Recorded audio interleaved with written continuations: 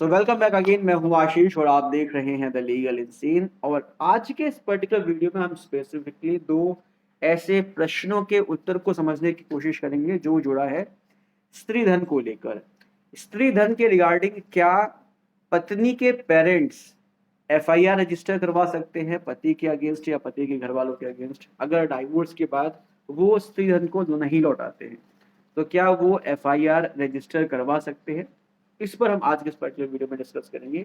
और इसके बाद जो दूसरा प्रश्न है जिसके उत्तर को हम समझने की कोशिश करेंगे वो ये है कि स्त्री धन पर एब्सोल्यूट ऑनरशिप किसका होता है, कौन उसका मालिकाना हक रखता है। क्या पत्नी के पास पूरा एब्सोल्यूट राइट होता है स्त्री धन का, या पत्नी के ससुराल वाले जो पति है या पति के घर वाले हैं क्या वो भी स्त्री धन पर अपना क्लेम कर सकते हैं, या जो पत्नी के पेरेंट्स हैं जिन्होंने स्त्री धन को गिफ्ट किया है क्या उनका अधिकार होता है उस पर। इसको भी हम आज के इस पर्टिकुलर वीडियो में समझेंगे। So stay tuned through the video so that you could have a very better perspective over this situation. किसी भी तरह से अगर कोई प्रॉपर्टी अगर किसी भी फीमेल के पास आ गई तो उस प्रॉपर्टी की वो एब्सोल्यूट ऑनर होती है, उसके पास पूरा अधिकार होता है उस प्रॉपर्टी को अपने तरह से डिस्पोज करने का। वो जिस भी तरह से चाहे उस प्रॉपर्टी को यूज कर सकती है। इसी तरह से जो स्त्री धन है, स्त्री धन भी किसी भी महिला का एक एब्सोल्यूट प्रॉपर्टी होती है, उसका उस पर एब्सोल्यूट ऑनरशिप होता है। वो किसी भी तरह से चाहे अपने उस प्रॉपर्टी को यूज कर सकती है, अपने स्त्री धन को यूज कर सकती है। ना ही ससुराल वालों का उस पर कोई राइट होता है और ना ही पेरेंट्स का, जो वाइफ है जो महिला है उसके पेरेंट्स का जिसने उसको गिफ्ट किया है उनका भी उस पर कोई अधिकार नहीं रह जाता है गिफ्ट देने के बाद।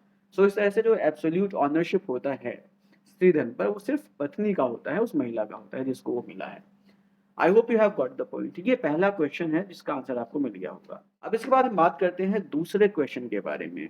क्या जो पत्नी के पेरेंट्स हैं, जो उस महिला के पेरेंट्स हैं जिन्होंने उस स्त्री धन को गिफ्ट किया था, क्या वो बेटी के ससुराल वालों पर, पति पर या पति के घर वालों पर, अगर उनके पास उनकी पोजीशन में स्त्री धन है तो क्या उसको रिकवर करने के लिए कोई दहेज का केस फाइल कर सकते हैं, क्या कोई एफआईआर रजिस्टर किया जा सकता है पेरेंट्स के द्वारा, महिला के पेरेंट्स के द्वारा, पत्नी के पेरेंट्स के द्वारा क्या कोई एफआईआर रजिस्टर किया जा सकता है। तो इसका आंसर बेसिकली हम एक ऐसे जजमेंट के माध्यम से समझेंगे जो हाल ही फिलहाल में सुप्रीम कोर्ट ने डिसाइड किया।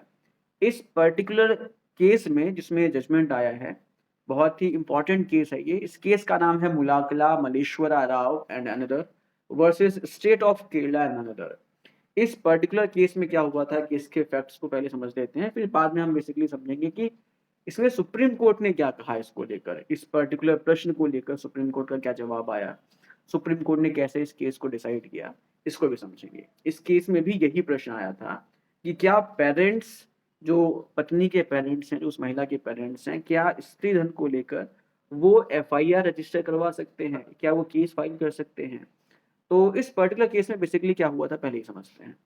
इस केस में पति पत्नी की जो शादी होती है वो होती है 1999 में। 1999 में शादी होने के बाद 16 साल के बाद, 15-16 साल के बाद 2016 में इन दोनों का डाइवोर्स हो जाता है। और डाइवोर्स होने के बाद पत्नी ने दोबारा शादी कर ली 2018 में। लेकिन डाइवोर्स के समय स्त्री धन के रिगार्डिंग कोई भी बात नहीं हुई और इस पर कोई भी जो है कोर्ट का फैसला नहीं आया था। फिर इसके बाद 2021 में वाइफ के पेरेंट्स ने हस्बैंड और हस्बैंड के पेरेंट्स पर एक केस फाइल किया, section 406 of IPC and section 6 of dowry prohibition act में। इस पर्टिकुलर केस में जो है उसने एलिगेशन लगाया कि पत्नी का जो स्त्री धन था वो पति और पति के घर वालों की पोजीशन में है, जो कि उनको जो है वापस किया जाए। अब इस एफआईआर को क्वेश करवाने के लिए पति और पति के घर वाले पहुंच जाते हैं हाई कोर्ट। हाई कोर्ट जो है एफआईआर को क्वेश करने से मना कर देता है और जो पिटीशन थी 482 की वो रिजेक्ट कर देता है। इसके बाद दोबारा से जो ये लोग हैं ये पहुंचते हैं सुप्रीम कोर्ट। और जब मामला सुप्रीम कोर्ट के पास पहुंचता है तो फिर सुप्रीम कोर्ट यहाँ पर पूरे केस के मैटर को देखता है और फिर बेसिकली डिसाइड करता है कि यहाँ पर ये डाउरी प्रोहिबिशन एक्ट का कोई केस बनता भी है या नहीं बनता है। उसके लिए कुछ इंग्रेडिएंट्स की जरूरत है। हर एक केस में किसी भी ऑफेंस को अट्रैक्ट करने के लिए कुछ इंग्रेडिएंट्स होते हैं। क्या वो इंग्रेडिएंट्स इस केस में मौजूद हैं या नहीं है, इस केस को जो है फिगर आउट करने के बाद सुप्रीम कोर्ट जो है इस चीज को इलैबोरेट करता है और समझाता है। सुप्रीम कोर्ट ने देखा कि जब शादी हो रही थी उस समय डाउरी की कहीं कोई बात ही नहीं हुई थी, स्त्री धन की कहीं कोई बात ही नहीं हुई थी, ना ही इसको लेकर कोई डिमांड किया गया था। तो जब कोई डिमांड किया ही नहीं गया था और डाइवोर्स के समय भी स्त्री धन के बारे में कोई बात नहीं हुई थी, डाउरी के बारे में कोई बात नहीं हुई थी, तो बेसिकली जब कहीं भी स्त्री धन के बारे में या डाउरी के बारे में बात ही नहीं हुई थी पहले, तो अब बेसिकली यहाँ पर डाउरी की बात कैसे आ गई? तो इस तरह से यहाँ पर डाउरी प्रोहिबिशन एक्ट का सेक्शन 6 भी जो है अट्रैक्ट नहीं हो रहा था इस पर्टिकुलर केस में। तो ऐसा कहते हुए बेसिकली सुप्रीम कोर्ट ने यहाँ पर कहा कि जो सेक्शन 6 है डाउरी प्रोहिबिशन एक्ट का और सेक्शन 406 जो है आईपीसी का, वो इस केस में अट्रैक्ट ही नहीं होता है। इसके बाद सुप्रीम कोर्ट ने कहा कि हिंदू सक्सेशन एक्ट के सेक्शन 14 के अकॉर्डिंगली जो स्त्री धन है उसकी जो एब्सोल्यूट ऑनर है वो वाइफ है, पत्नी है। इस पर पेरेंट्स का कोई अधिकार नहीं है और इसीलिए पेरेंट्स स्त्री धन को लेकर कोई एफआईआर रजिस्टर नहीं कर सकते हैं। अगर कोई एफआईआर रजिस्टर करना है तो वो सिर्फ पत्नी कर सकती है, ना कि पत्नी के घर वाले, ना कि पत्नी के पेरेंट्स।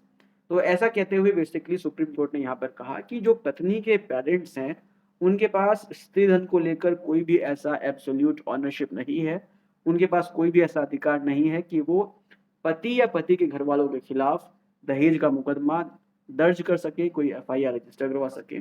ऐसा कहते हुए सुप्रीम कोर्ट ने इस पर्टिकुलर केस में इस पूरे केस को ही, पूरे एफआईआर को खारिज कर दिया और पति को बरी कर दिया और यहाँ पर स्ट्रेट फॉरवर्ड ये क्लैरिफाई किया कि स्त्री धन पर सिर्फ एब्सोल्यूट ऑनरशिप पत्नी का होता है और पत्नी के जो पेरेंट्स है उनके पास कोई भी ऑनरशिप नहीं है, कोई भी राइट नहीं है कि वो स्त्री धन को लेकर कोई भी एफआईआर रजिस्टर कर सके। तो बेसिकली अब मैं यहाँ पर उम्मीद करता हूँ कि आपको इन दोनों ही प्रश्नों का आंसर समझ में आ गया होगा और ये वीडियो थोड़ी इन्फॉर्मेटिव लगी होगी। अगर इन्फॉर्मेटिव लगी है तो इसको शेयर कर दीजिए अपने दोस्तों के साथ। मिलते हैं किसी दूसरे वीडियो में। नमस्कार।